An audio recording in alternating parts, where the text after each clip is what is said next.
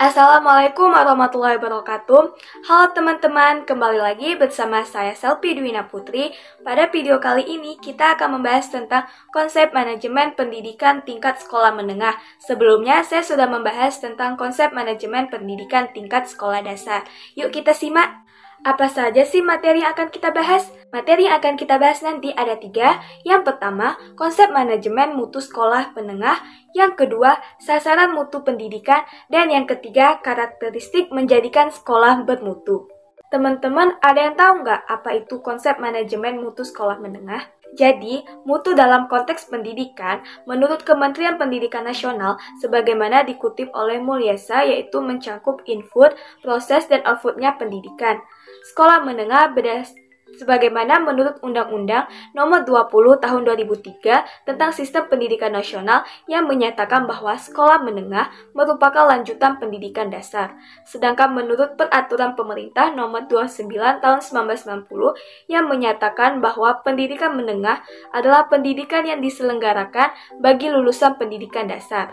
Jadi, manajemen mutu sekolah menengah adalah upaya yang dilakukan dalam memperbaiki kualitas sebuah lembaga pendidikan tingkat menengah guna tercapainya tujuan pendidikan. Yang kedua, kita akan membahas tentang sasaran mutu pendidikan.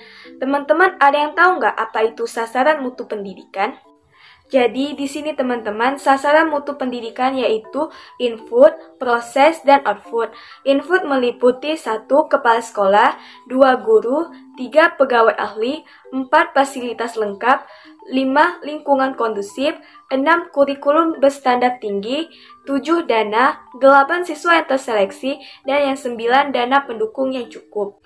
Selanjutnya, proses itu meliputi 1. KBM, metode dan pengujian efektif, 2. Organisasi atau manajemen administrasi baik, 3. Hubungan masyarakat atau industri erat, 4. Kegiatan ekstrakurikuler aktif, semarak, 5. Pengendalian mutu efektif. Kemudian output meliputi 1. Nilai hasil belajar memuaskan, 2. Kompetensi yang dicapai di atas standar, 3. Tingkat kelulusan tinggi, 4. Keterserapan ke dunia kerja tinggi, 5. Kepercayaan masyarakat tinggi. Dan yang terakhir, kita akan membahas tentang karakteristik menjadikan sekolah bermutu.